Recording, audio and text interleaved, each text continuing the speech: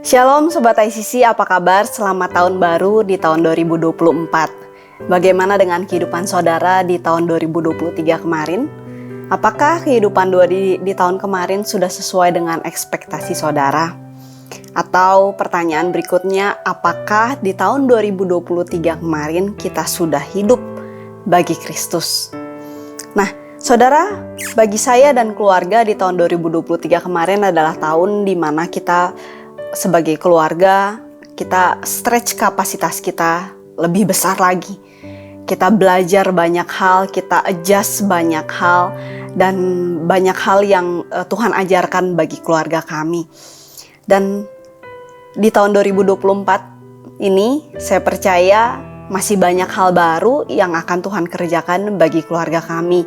Dan itu juga yang kami rindukan, itu juga yang saya harapkan bagi saudara semuanya di tahun 2024. Kalau seandainya kita sudah mencapai banyak hal yang sudah kita capai di tahun 2023 kemarin, tapi masih banyak hal yang akan Tuhan persiapkan di tahun 2024 ini, saudara.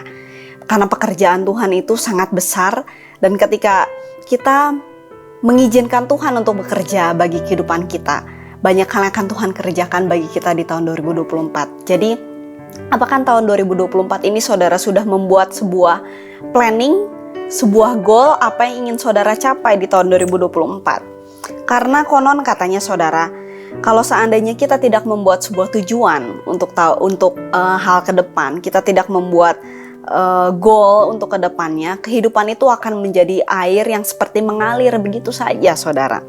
Bahkan kehidupan itu akan menjadi seperti gerakan melangkah tanpa arti. Gerakannya melangkah ke depan, tapi mungkin tidak ada arti dalam setiap langkah kita.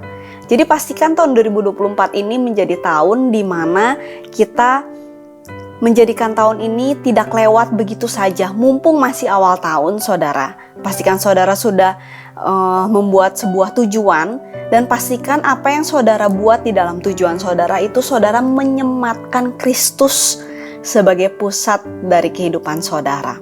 Kalau seandainya tahun kemarin, dari tahun 2023, kita ada lupa-lupa sedikit, kita tidak menyematkan Kristus, kita tidak menjadikan Tuhan sebagai pusat, kita tidak menjadikan Tuhan sebagai tujuan hidup kita.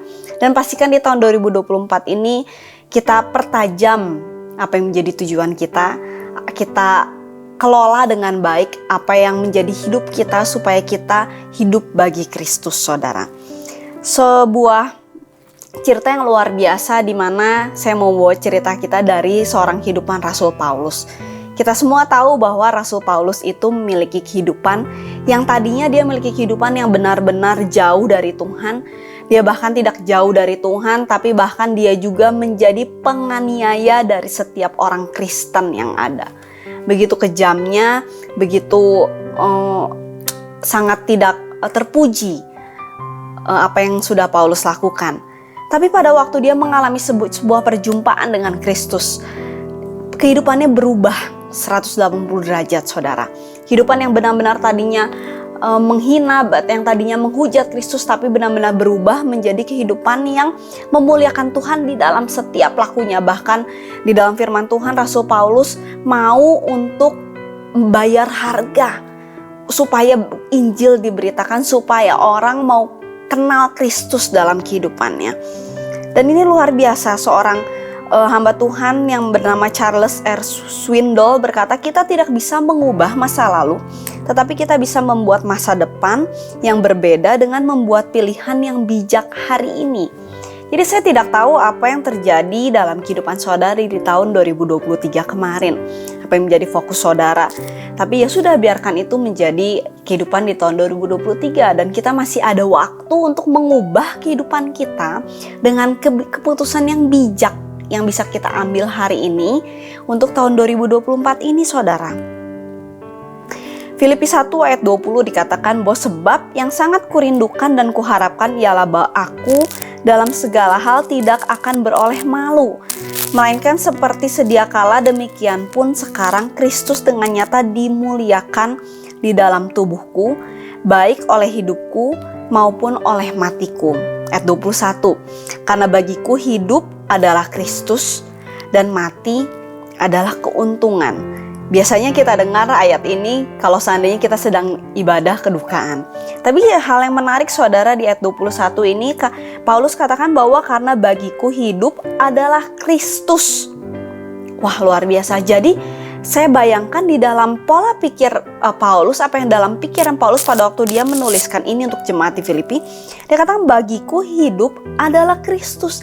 Jadi setiap hidup, setiap nafas kehidupannya, setiap kali dia ambil nafas, setiap kali dia bangun pagi, setiap kali dia bertemu dengan orang lain, setiap dia bertemu dengan orang yang ingin dia injili, atau mungkin setiap kali kalau dalam kehidupan kita, setiap kali kita ketemu dengan rekan kerja kita, setiap kita ketemu dengan keluarga kita, di sini katakan bagiku hidup adalah Kristus.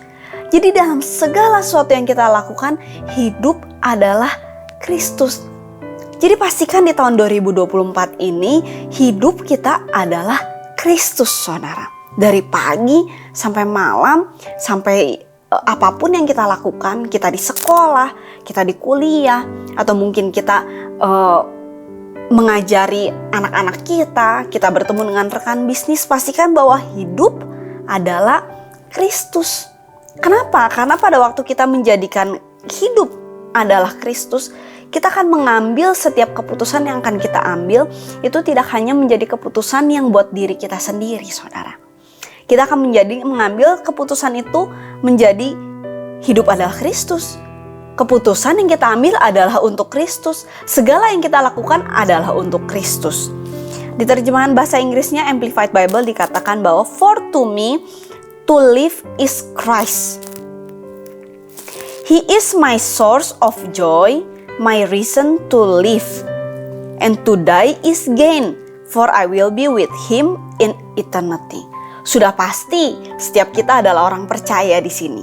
Dan kita semua tahu bahwa jaminan kekekalan, jaminan keselamatan itu adalah dengan kekekalan kita hidup bersama dengan Kristus. Itu adalah jaminan yang udah kita dapatkan. Tapi bagaimana dengan kehidupan yang kita jalani? Apakah kita menjadikan hidup ini adalah Kristus? Apakah kita menjadikan 24 jam yang kita miliki adalah hidup untuk Kristus? Karena dikatakan He is my source of joy. Dia adalah pusat, dia adalah sumber dari sukacita kita. Dan dia adalah reason to live. Dia adalah alasan kenapa kita hidup. Dan bukankah Kristus adalah alasan kenapa kita hidup hari ini, saudara?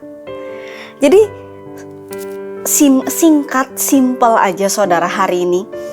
Apakah di tahun 2024 ini kita sudah menyematkan Kristus sebagai pusat dari kehidupan kita? Apakah kita sudah menjadikan Kristus sebagai tujuan hidup kita? Dan apakah kita sudah menjadikan komitmen bahwa di sepanjang tahun 2024 kalau ada permasalahan yang terjadi, yang kita cari dahulu itu adalah Kristus. Yang kita jadikan sumber pengharapan itu adalah Kristus. Apakah kita sudah menjadikan Kristus sebagai segala-galanya?